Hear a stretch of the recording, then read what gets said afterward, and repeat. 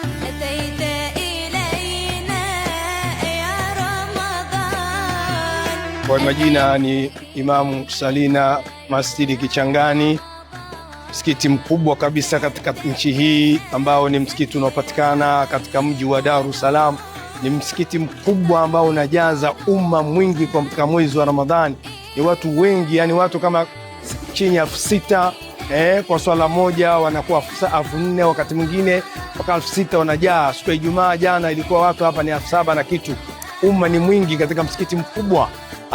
Na mimi ndio imamu msaidizi wa msikiti huu, lakini imamu wangu mkuu ni Sheikh Walid Al-Hadi Omar Kawambwa. Sisi watu wawili hawa tumefikisha msikiti huu katika level hii kwa sasa kwa Tanzania. Ni msikiti ambao ukiwa nyanja yoyote katika nchi ya Tanzania na nje ya nchi, ukitaja Kichangani wanajua yuko nani na nani, ukitaja Magomeni wanajua msikiti ni Kichangani.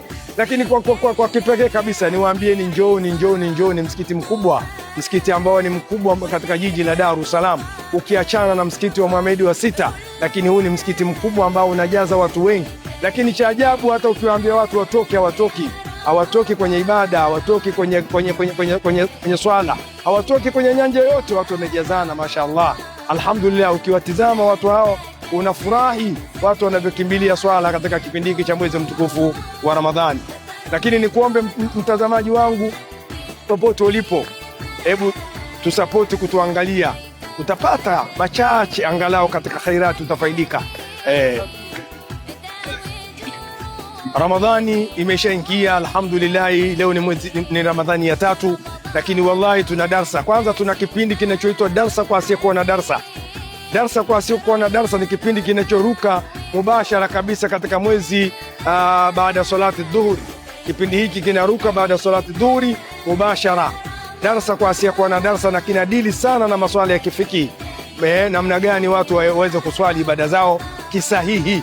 Lakini baada ya hapo tunakuwa na darsa ambalo ni darsa la miaka mingi, takriban miaka 30 kasoro. Ni darsa la tafsiri la Sheikh wetu wa mkoa wa Dar es Salaam, Sheikh Walid.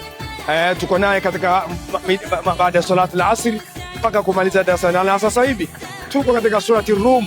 Surati Rum ni sura ambayo tayari baada ya kutoka kule tumeshaingia katika surati Rum. Alhamdulillah, tunaendelea vizuri na tunakwenda vizuri katika swala hili. Lakini na tarawih yetu ni tarawih ya juzuu nzima ambayo tunaswali baada ya swala ya Isha, haina shaka kabisa. Wabillahi tawfik, wassalamu alaikum warahmatullahi wabarakatuh.